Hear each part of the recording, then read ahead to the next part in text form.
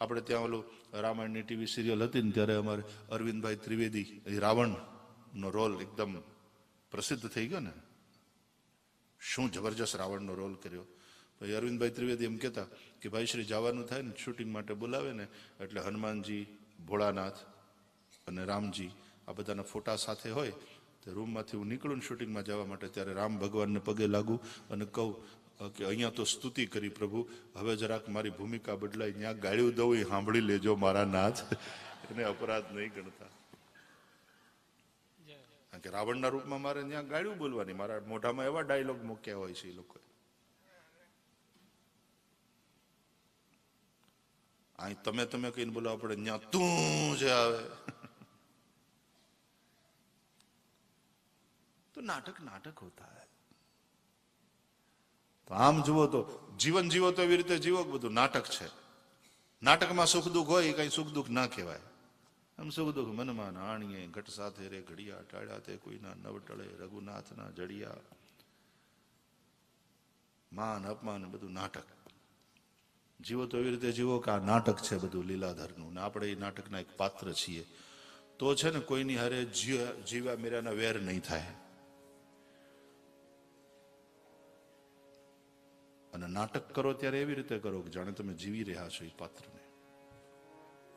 એટલે મૂળજી આશારામની પાર્ટી અને એનો ભરથરીનો એ કર્યો, એનો વેશ લીધેલો એને, અને ભાવનગરના મહારાજા જોવા આવ્યા હતા એ નાટક, અને 92 લાખ માળવાનો ધણી, અને પછી ભરથરી થવાનું હતું. પણ એનો અભિનય એવો જબરજસ્ત, એ પાત્રને જીવતો હતો કલાકાર.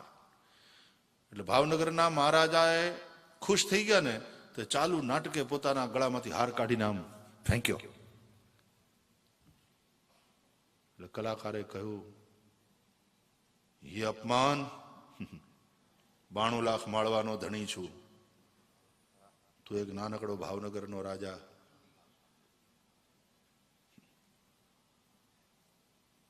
પછી નાટક પૂરું થઈ ગયું, પછી એને આવીને માફી માંગી કે મહારાજ સાહેબ માફ કરજો, આપે મારા અભિનયથી પ્રેરિત થઈ અને મને સન્માન કર્યું, પણ ત્યારે હું 92 લાખ માળવાનો ધણી હતો. તમારી પાસેથી અત્યારે ભેટ લઉં ને તો એ મારો અભિનય લાજે, કારણ કે 92 લાખ માળવાનો ધણી તો ઘણો બધો મોટો હતો.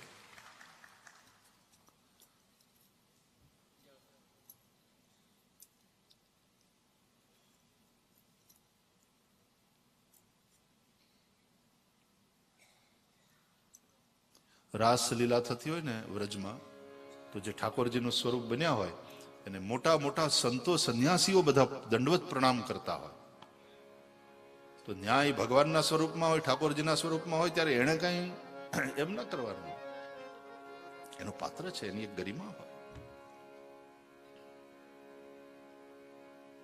હવે નાટકના કલાકારોની અંદર જો આ હોય તો આ તો લીલાના પાત્રો, એને કલાકાર નથી કહેવામાં આવતા. એટલા માટે રાસલીલામાં એને સ્વરૂપો કહેવામાં આવે. એ સ્વરૂપો પધારી ગયા.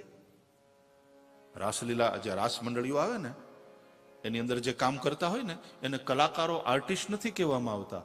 એના માટે શબ્દ છે સ્વરૂપો, કે ભાઈ લીલાના સ્વરૂપો પધારી ગયા, અને એને એ રીતે જોવામાં આવે, એ રીતે આદર આપવામાં આવે.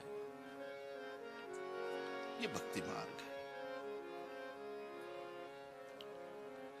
તો માને જ્ઞાન થઈ ગયું કે આ તો ભગવાન છે.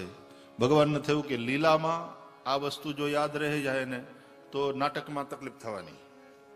લીલા એટલે નાટક, તો તકલીફ થશે. એટલે ભગવાને પોતાની માયાનો પડદો નાખી દીધો માના પેલા ઉપર. વૈષ્ણવીમ વ્યતનોન માયામ, અને માં બધું ભૂલી ગયા કે આ ભગવાન છે. વળી પાછો પુત્ર ભાવ થયો. એકવાર ઘરના નોકર ચાકરને બીજા કામમાં વળગાડીમાં યશોદા દધિમંથન કરવા બેઠા છે. ભગવાન શ્રી કૃષ્ણ જાગ્યા અને મા પાસે આવે છે.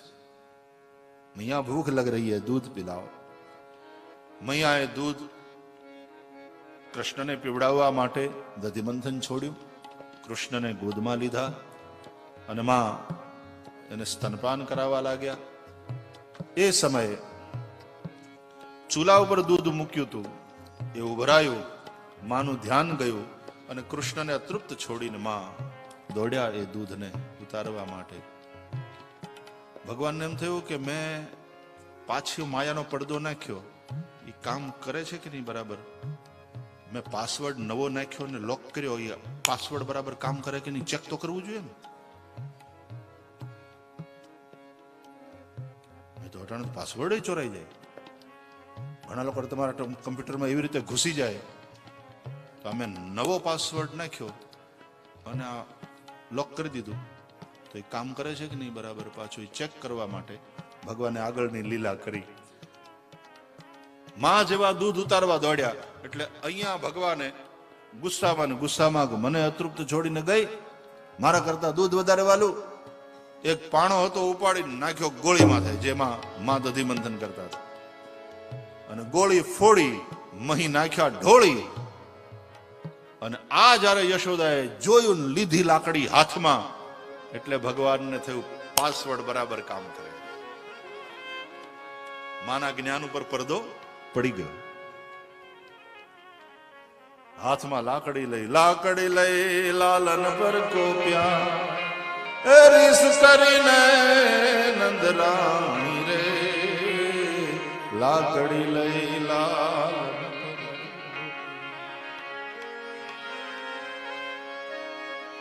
પકડીને બાંધી દીધો ખાંડણીયા રે, રસ્સી લાવીને.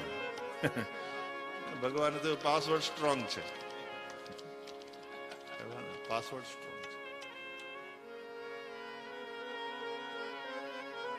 બાંધી દીધું, ભગવાન બંધાઈ ગયા.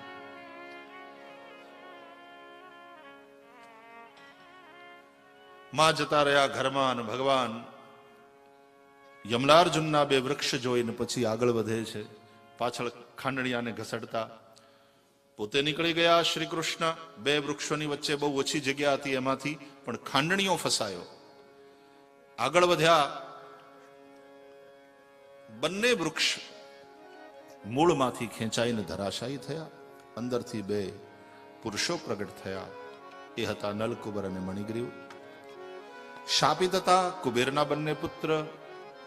દેવઋષિ નારદનો શાપ લાગ્યો હતો, એટલે જળ ઝાડવા થયા હતા, વૃક્ષ યોનિમાં આવ્યા હતા.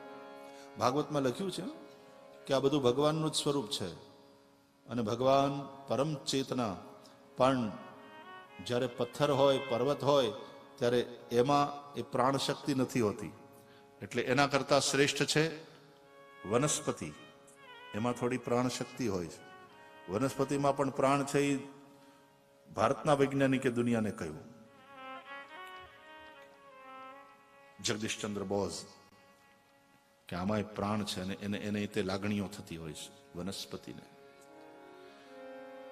तो पत्थर पर्वत इत्यादि से वनस्पति वो श्रेष्ठ है. वनस्पति से कीड़े मंकोड़े श्रेष्ठ है, कीड़े मंकोड़े से पंछी श्रेष्ठ है, उससे पशु श्रेष्ठ है, उनसे मानव श्रेष्ठ है. એમાં પાછા પશુઓમાં તે ચાર પગવાળા કરતા આ વાળા શ્રેષ્ઠ છે ને એમ ઉત્તરોત્તર કોણ કોનાથી શ્રેષ્ઠ છે એનું ભાગવતમાં વર્ણન છે.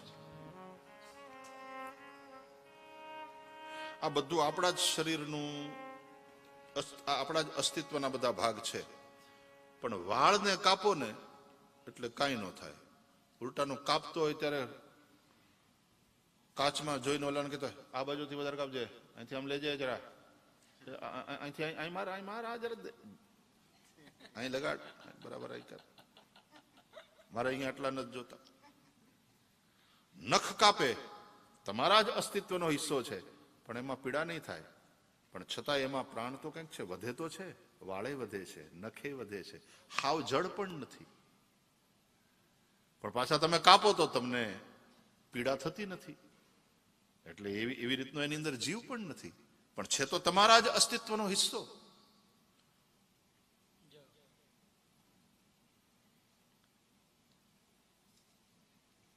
પણ જો કોઈ નાક કાપે તો, નખ કાપે તો પીડા ન થાય. અને નાક તો આમ અમથું અમથું બોલીને કાપી લે ને તોય પીડા થાય. નાક કપાઈ ગયું.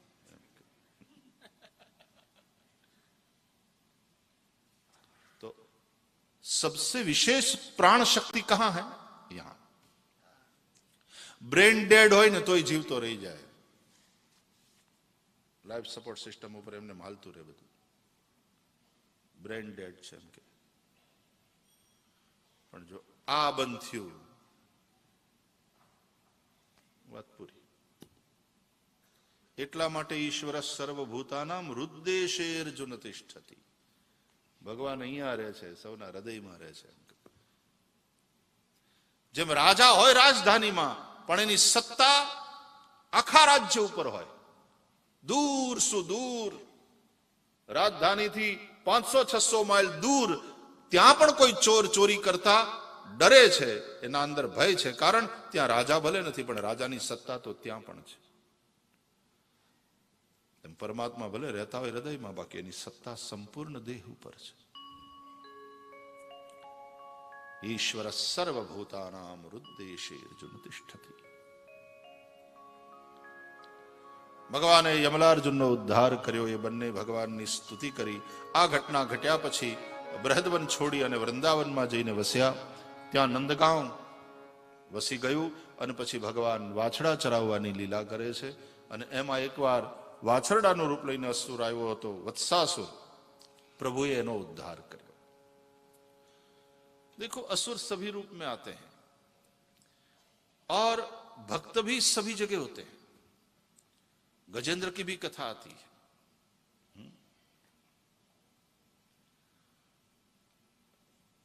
वानर जाति में प्रकट हुए हनुमान जी या रीछ, वे भी सभी राम के भक्त थे. और असुर भी ये वृत्तियां हैं बेसिकली. तो वो भी सब जगह, क्यारेक ब्राह्मण में तो हो मળી જાય. રાવણ બ્રાહ્મણ હતો, વિશ્રવા ઋષિનો દીકરો, પુલસ્ત્ય કુલોત્પન્ન, તો એ રાક્ષસ કહેવાયો. અને આદિદૈત્ય કહેવાય હિરણ્યકશિપુ, પણ એને ત્યાં દીકરો થયો તો એ ભક્ત થયો, પ્રહલાદ. तो ये वृत्तियां हैं बेसिकली. तो भक्त भी कहीं भी प्रकट हो सकता है, किसी भी वर्ण में, किसी भी जाति में. और बुरा आदमी भी कहीं भी पैदा हो सकता है. बात है अच्छाई और बुराई की, बात है दैवी और आसुरी प्रकृति की.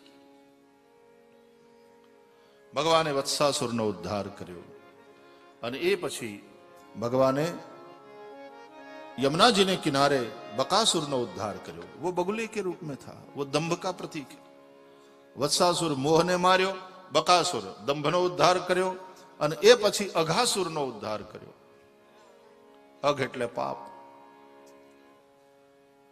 પાપના કારણોને પહેલા સમાપ્ત કર્યા, પછી પાપનો નાશ.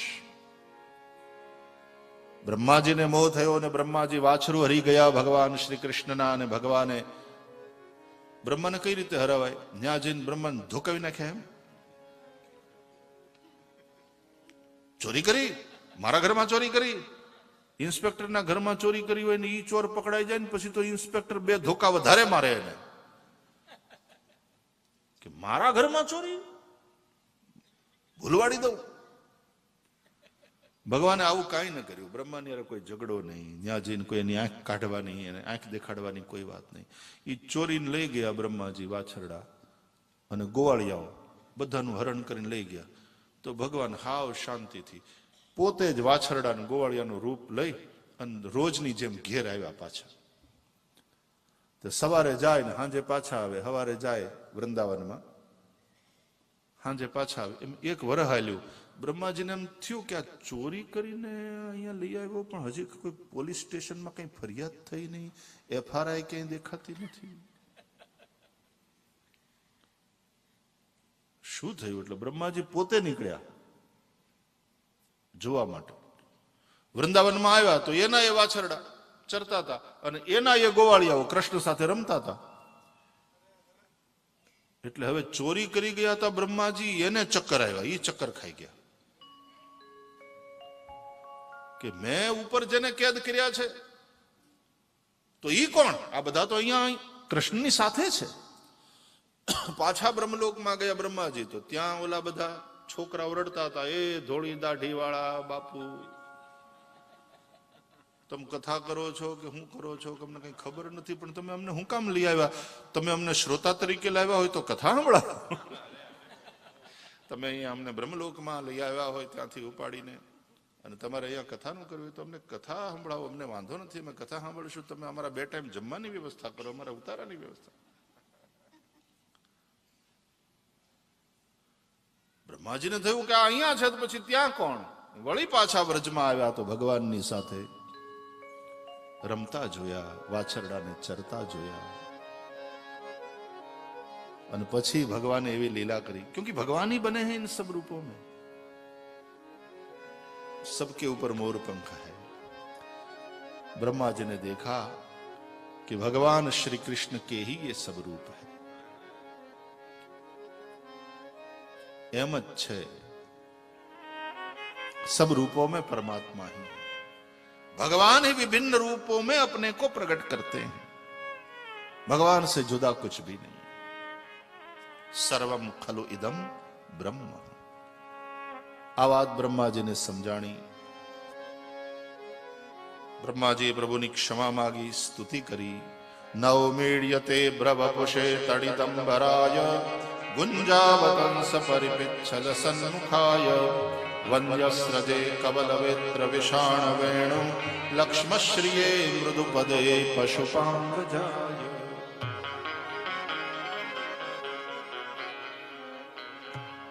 હવે ભગવાન પૌગંડ વયમાં આવ્યા, ગાયો ચરાવતા થયા. અને એ સમયે દાઉજી મહારાજ દ્વારા તાલવનમાં ધેનુકાસુરનો નાશ થયો. કેટલાક અસુરોને દાઉજી મારે છે. પ્રલંબાસુર, ધેનુકાસુર એ દાઉજીએ માર્યા. કેમ? દાઉજી એટલે આત્મજ્ઞાન, આત્મવિદ્યા. ધેનુકાસુર એટલે દેહાધ્યાસ. પ્રલંબાસુર એટલે અંતઃકરણાધ્યાસ. આત્મવિદ્યા દ્વારા જ દેહાધ્યાસ અને અંતઃકરણાધ્યાસ મટે. આ અજ્ઞાનને કારણે થાય. દેહાધ્યાસ કદાચ શબ્દ તમને અઘરો લાગતો હશે, તમને સમજાવો. देहाध्यास એટલે देह को ही मैं हूं ऐसा मान लेना. देह में आत्मबुद्धि. और अंतःकरणाध्यास का तात्पर्य है अंतःकरण में आत्मबुद्धि, यानी मैं मन हूं, मैं बुद्धि हूं, मैं चित हूं, ये अहंकार वही मैं हूं ऐसा मान लेना. इसलिए तो आत्मषटक में कहा मनोबुद्धि अहंकार चित्तानि नाहम. ये मैं नहीं हूं. देखो एक छोटी सी बात आप समझ लो, मैं कौन हूं? तो यदि तुम ये कहो कि मैं शरीर हूं तो तुरंत प्रश्न करो कि शरीर किसका? तो जवाब आता है मेरा शरीर. It's my body. Okay, you can not touch me without my permission. આવું કહી દે તરત. સાચી વાત છે. इट्स माय बॉडी, मेरा शरीर. तो जब भी मेरा ऐसा जवाब मिले तो इसका तात्पर्य यह है कि वो तुम नहीं हो, तुम उससे जुदा हो. मेरा मोबाइल, मेरा फोन, तो इसका मतलब है कि तुम फोन नहीं हो, तुम फोन के मालिक हो, ये फोन तुम्हारा है. तो मेरा शरीर ऐसा जब तुम बोलते हो तो इसका मतलब यह निकला कि तुम शरीर नहीं हो, तुम इस शरीर में रहने वाले हो. तो तुम क्या हो? मन हो. तो मेरा मन ये कहता है ऐसा तुम बोलते हो. तो मेरा मन, तो मतलब ये निकला कि तुम मन भी नहीं हो, क्योंकि मैं और मेरा ये दो भिन्न पदार्थ है, ये दो एक नहीं हो सकते. तो मेरा मन, मेरी बुद्धि, ये सब भी अज्ञान के कारण हम कहते हैं. तो એટલા માટે દેહાધ્યાસ અને અંતઃકરણાધ્યાસ. પ્રલંબાસુર એ અંતઃકરણાધ્યાસ છે અને તાલવનમાં રહેનારો ધેનુકાસુર એ દેહાધ્યાસ છે. એ બંનેનો નાશ દાઉજી એટલે આત્મવિદ્યા દ્વારા થયો. આવી કથા છે. પછી ભગવાને કાલી નાગનો નિગ્રહ કર્યો. એ પાછો ઇન્દ્રિયાધ્યાસ. અને આમાં સમજવા જેવી વાત એ છે કે ઇન્દ્રિયાધ્યાસ કાલીય નાગનો નિગ્રહ કર્યો, નાશ નહીં.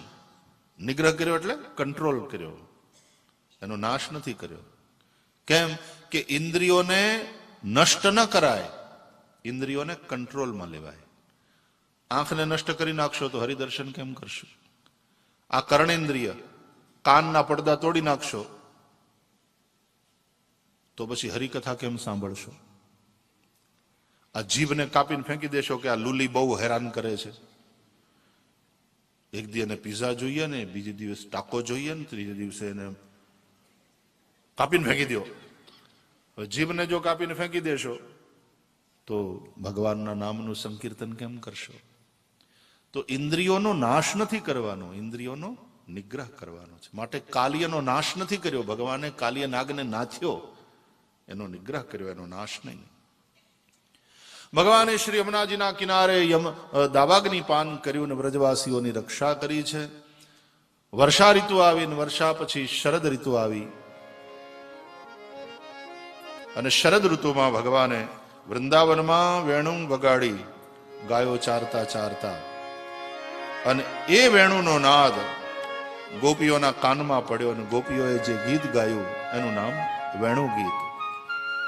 આપણે થોડી વાર વેણુ ગીતના થોડા શ્લોકોનું રસાસ્વાદન કરીશું. સમય તો છે નહીં વધારે, એકાદ બે શ્લોકોનું ગાયન કરીએ.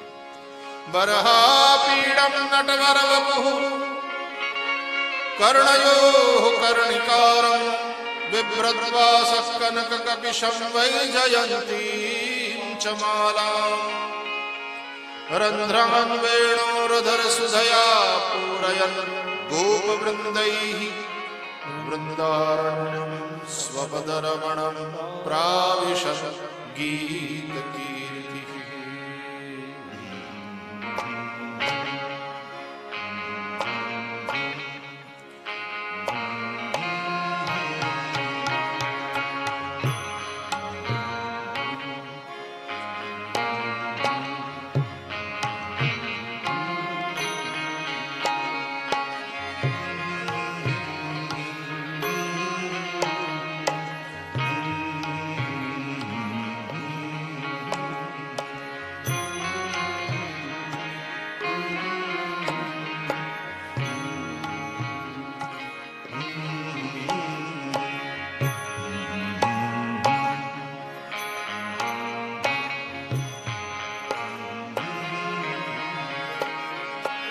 बरहापीडम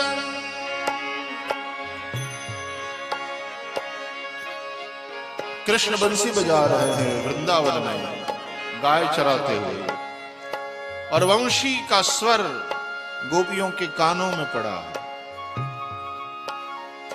तो उस नाद ब्रह्म के चलते सुन करके मन से परब्रह्म के पास पहुंची.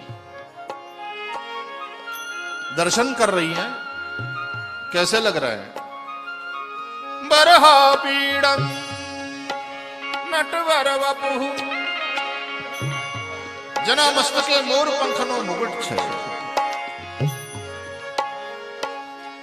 नटवर લીલા શરીર ધારણ કર્યું છે.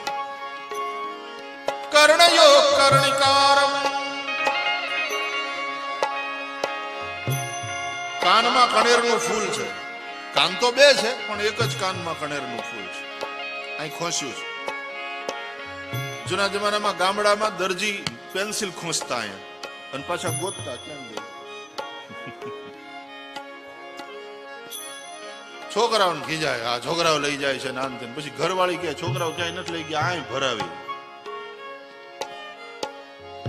એમ કૃષ્ણે અહીંયા કણેરનું ફૂલ ભરાવ્યું છે. કર્ણયો કર્ણિકારમ બિભ્રદ્વાસઃ કનક કપિશં વૈજયંતીં ચ માલાં. શ્યામ શરીર પર પીળું પીતાંબર, ગળામાં વૈજયંતી માલા છે પ્રભુને. રંધ્રાન વેણોરધર સુધયા પૂરયન,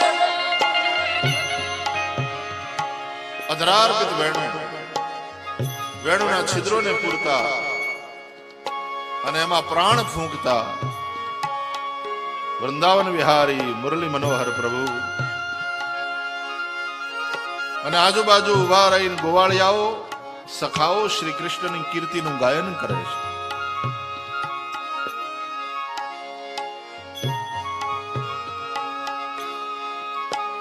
એ વેણુ સાંભળીને ગોપીઓએ જે ગીત ગાયું એનું નામ વેણુ ગીત. અક્ષણવતામ ફલમિદં ન પરમ વિદામઃ સખ્યઃ પશૂન વિવેશયતોર્વયસ્ય વક્ત્રમ વ્રજેશ સુતયો રણવેણુગીતમ રણવેણુદુષ્ટમ યૈર્વા નિપીતમનુરક્ત કટાક્ષમોક્ષમ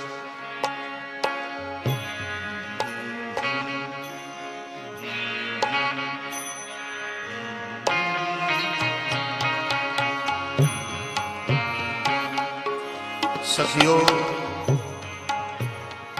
इस तरह वेणुनाद करते हुए नंदनंदन श्री कृष्ण का जिन्होंने अपने नैनों से दर्शन किया है उन्हीं को नैनों का फल मिला। હું કામ કાલીને નિગ્રહ કર્યો, આ બધી ઇન્દ્રિયોને હું કામ નાથી કે હવે કાન ઈ વેણુનો નાદ સાંભળે અને આંખ એના દર્શન કરે,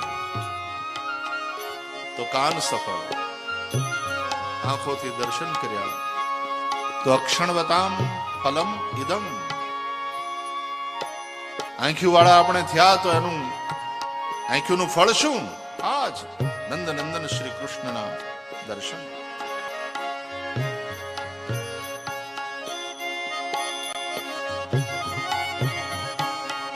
એક ગોપી બોલી, સખી શું પુણ્ય કર્યા હશે વેણુએ કે કૃષ્ણને આટલી વાલી, જ્યાં જાય ત્યાં સાથે લઈને જાય છે અને બહુ પ્રેમ ઉભરાય ને તો એને અધરે લગાડીને અધર સુદાના પાન કરાવે છે. ગોપ્યઃ કિમાચરદયં કુશલં સ્મવેણુઃ દામોદરાધર સુધામપી ગોપિકાણાં ભુંક્તે સ્વયં યદવશિષ્ટ રસમૃદુન્યો રિષ્યત્વચોશ્રુમુમુચુસ્તરગો યથા.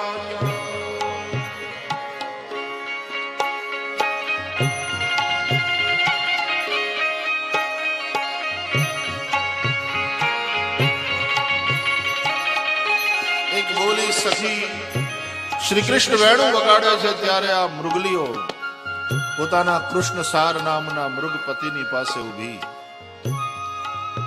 શ્રી કૃષ્ણના દર્શન કરે છે. ધન્ય છે આ મૃગ પશુ યોનિમાં હોવા છતાં દેવતાઓની વનિતાઓ દેવીઓ આકાશમાં વિમાન લઈને આવી છે, શ્રી કૃષ્ણની વેણુના નાદને સાંભળે છે, કલ્પ વૃક્ષના પુષ્પોની વૃષ્ટિ કરે છે. ગાવશ્ચ કૃષ્ણ મુખ નિર્ગત વેણુ ગીત પીયુષ મુક્તવિત કર્ણ પુટૈ પિબંત્યઃ શાવાહ સ્નુતસ્તન પયક્ક બલાસ્મતસ્થુઃ ગોવિંદમાત્મનિ દૃશા શુકલા સ્પૃશન્ત્યઃ.